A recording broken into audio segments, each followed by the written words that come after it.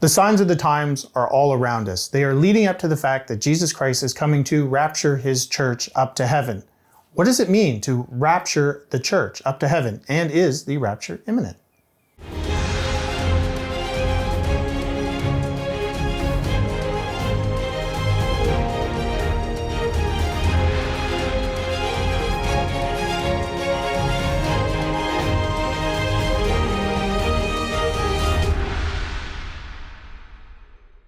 I'm here with Tim Moore, our Associate Evangelist, and we're going to talk about the rapture of the church. Folks, you've been hearing our ministry, Lamb and Lion Ministries, talk for quite a while now that the signs of the times that Jesus gave in Matthew 24 and Luke 21 are leading up to the fact that Jesus Christ is coming to rapture his church up to heaven. Now, all the signs are coming all at once. They're converging all at once. It means that the rapture is imminent. When I say imminent, what does that mean? It means that could happen at any moment. In other words, we're not waiting for other signs to be fulfilled. The very signs themselves point to the fact that at any moment, Jesus Christ could break from the heavens, calling his church to himself, those who have put their faith in Christ already. What are some of the key passages people can look up to see what the rapture is about? Well, obviously, we've referenced in the past 1 Thessalonians chapter 4. It says that the Lord himself will descend from heaven with a shout, with the voice of the archangel and with the trumpet of God, and the dead in Christ will rise first, and then we who are alive and remain will be caught up together with them in the clouds to meet the Lord in the air.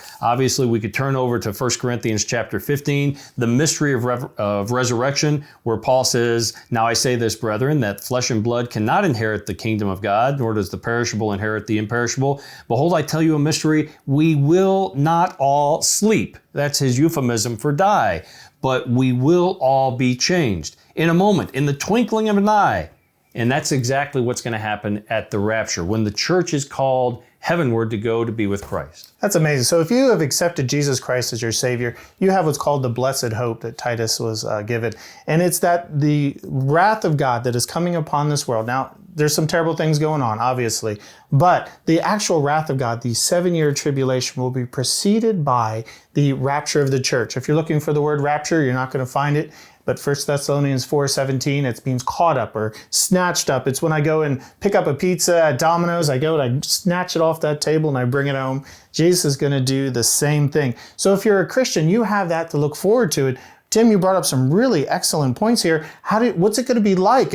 Well, for one, it's imminent. So you could be doing your own thing and you don't expect it. And all of a sudden you hear a trumpet and you will hear the voice of the archangel, maybe calling, "Come up here," or something. We will see Jesus up in the clouds and we will be taken off this earth and brought up to meet Jesus in the clouds and then go up to heaven. And we will lose these earthly bodies and we'll be given our glorified eternal bodies. Praise the Lord. I'm excited about that. It's something to look forward to. Now, if you haven't accepted Jesus Christ as your Savior, you're going to see the rapture a little differently, right? You certainly will. In other words, the blessed hope Nathan talked about from Titus 2:13, which is the promise that Jesus is coming for those who belong to him. Well, if you don't already know Jesus Christ as your Lord and Savior, then he will be your holy terror. In other words, that will issue forward into a period we have already discussed as being the tribulation, where the wrath of God is poured out. And at the end of that period, if you happen to survive the tribulation, you will stand before the judgment throne of Jesus Christ, and there is only condemnation for those who have not put their trust in him.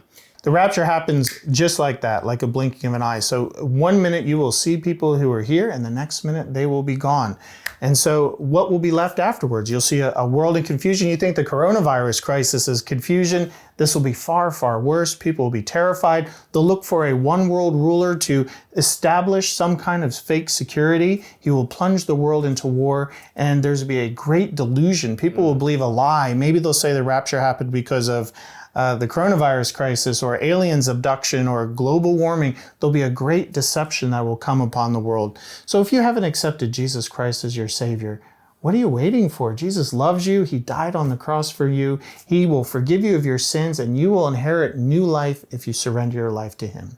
Now, Christians, you are probably out there and you're like, well, how can I leave the gospel message with those who maybe have not, they know, like family members and friends who haven't accepted the Lord? Here at Lamb and Lion Ministries, we offer 2 resources. It's Did Many People Disappear? You can find that in DVD format, or we have them all online for free. Just leave it with somebody. Say, hey, I know you're not accepting Jesus. You're hard against him. but I want to leave you this video that will teach you what will happen after the Lord comes. And you can find it right on our website, on the homepage of our website at christandprophecy.org. We've also teamed up with a ministry called I Am a Watchman, and they've created a Rapture Kit at rapturekit.org. And you can check out that website, and it's filled with videos and articles that you can leave behind for somebody you know is going to be left behind so that they may get the gospel. One of the benefits of the tribulation, Tim, right, is the fact that uncountable multitudes will come to know Jesus as their Savior. And maybe they will because you've left behind one of these. Exactly so. Even in wrath, the Lord will remember mercy. And if you are a Christian that says, well, how can I possibly know when the rapture will occur? I'll just point out that Jesus told the people in his day and age that they should be alert to the signs. He said, how can you understand the signs of the weather and you're not recognizing the signs of the times in which you live? That is true for us today. So in 1 Thessalonians chapter 5, Paul references this day of the Lord coming like a thief in the night to those who don't know the Lord. But he says, but you, brethren, talking to those who are believers, are not in darkness, that the day would overtake you like a thief. For you are all sons of light and sons of day. We are not of night nor of darkness. So then let us not sleep as others do, but let us be alert and sober. And we're talking to those who believe to encourage you to be alert and sober, to share the glorious good news about the Lord with those who do not yet believe. And again, if the wrath of God abides on you today, we implore you to turn to our blessed hope so that you too can flee from the wrath that is to come. The rapture is coming. It's imminent. It could happen at any time. Are you ready?